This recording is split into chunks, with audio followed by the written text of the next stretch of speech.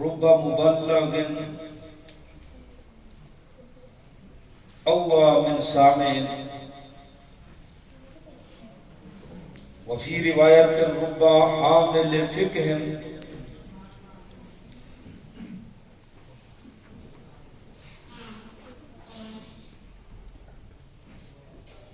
رب حامل فقہ الی من هو افقہ منہ۔ حضرت عبداللہ ابن مسعود رضی اللہ تعالی عنہ سے روایت ہے، وہ فرماتے ہیں کہ رسول اکرم صلی اللہ علیہ وآلہ وسلم نے فرمایا، اللہ پاک اس آدمی کو تر و تازہ رکھے، خوش و خرم رکھے، شاد اور آباد رکھے، جس نے میری بات کو سنا، میری گفتگو سنی اور پھر اس کو یاد کیا، وَوَعَاهَا اور اپنے پاس اس کو محفوظ رکھا، وَأَدَّاهَا اور اس کو آگے لوگوں تک پہنچایا۔ ایک روایت میں ربا مبلغ اوّا من سامع، جن تک بات بسا اوقات جن تک بات پہنچا دی جاتی ہے وہ زیادہ یاد رکھنے والے ہوتے ہیں سننے والوں کی نسبت۔ اور ایک روایت کے الفاظ ہیں کہ رب حامل فقہ، بسا اوقات فقہ کو اٹھانے والے الی من ہوا افقہ منہ، وہ ان تک پہنچا دیتے ہیں جو ان سے بھی زیادہ فقیہ ہوتے ہیں۔ حضرات آپ کے شیڈول کا تو مجھے علم نہیں، ظاہر ہے دینی درسگاہوں میں طالب علموں کے پاس ٹائم بہت شارٹ ہوتا ہے، انہوں نے کھانا کھانا ہوتا ہے، مطالعہ کرنا ہوتا ہے، یا اور تعلیمی تدریسی مصروفیات ہوتی ہیں، تو میں نے سوچا کہ میں نے نماز پڑھائی ہے، چلو اس حوالے سے آپ طلباء سے ملاقات بھی ہو جائے اور کچھ نصیحت بھی ہو جائے۔ تو میں نے ایک حدیث حضرت عبداللہ ابن مسعود رضی اللہ تعالیٰ عنہ کے حوالے سے آپ کو سنا دی ہے۔ حضرات یہ دین کی خدمت، یہ حدیث کی خدمت، یہ اللہ رب العزت انتخاب کر کے بندوں کا ان سے لیتے ہیں، ہر بندے کے یہ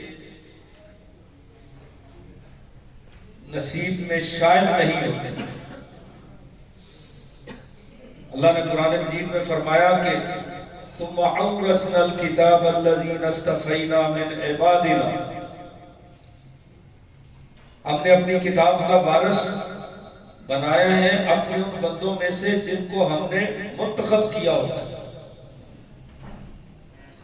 اسی طرح اللہ پاک نے فرمایا کہ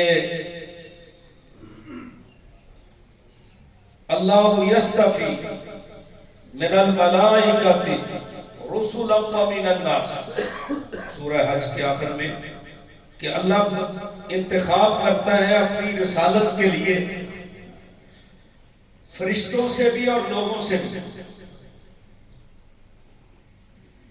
اور اسی طرح اللہ رب العزت نے فرمایا فَلَوْلَا نَفَرَ مِن كُلِّ فِرْقَةٍ مِّنْهُمْ طَائِفَةٌ لِيَتَفَقَّهُوا فِي الدِّينِ، کہ کچھ لوگ جو ہیں وہ نکلے اور وہ کیا کریں، نکل کر وہ دین کو سیکھیں، سوجھ بوجھ حاصل کریں، لِيَتَفَقَّهُوا فِي الدِّينِ۔ تو حضرات یہ بڑی بشارتیں ہیں ان لوگوں کے لیے جو اس غیر علم دور میں دین کی خدمت میں مصروف عمل ہیں۔ اللہ اکبر۔ میرے بھائیوں، یہ کوئی شرف تھوڑا نہیں ہے، یہ بہت اونچا شرف ہے۔ حضرت عبداللہ ابن عباس رضی اللہ تعالی عنہما فرمایا کرتے تھے کہ رسول اکرم صلی اللہ علیہ وسلم نے فرمایا اللہم ارحم خلفائی، یا اللہ میرے خلیفوں پہ رحم فرما۔ تو صحابہ پوچھتے ہیں اللہ کے رسول آپ کے خلیفے کون لوگ ہیں؟ آپ نے فرمایا جو میرے بعد آئیں گے، اور میرے بعد آنے والے بھی وہ ہوں گے یرمون احادیثی، جو میری روایات کو، میری احادیث کو وہ روایت کریں گے، اور وَيُعَلِّمُونَهَا النَّاسِ، وفی روایت وَيُعَلِّمُونَهَا عباد اللہ، کہ جو لوگوں کو، اللہ کے بندوں کو میری حدیث سکھائیں گے۔ تو یہ پڑھنا اور پڑھانا یہ بہت بڑا شرف کا کام ہے۔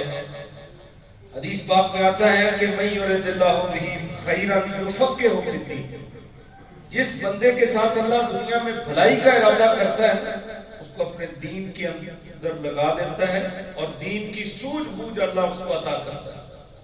تو میرے بھائیوں، یہ بہت اونچا کام آپ کر رہے ہیں، اللہ رب العزت یہ کام آپ سے قبول فرمائے۔ کہ مدارج ہوتے ہیں علم کے، ویسے تو علم سیکھنے سے ہی آتا ہے، انما العلم بالتعلم، علم سیکھنے سے آتا ہے۔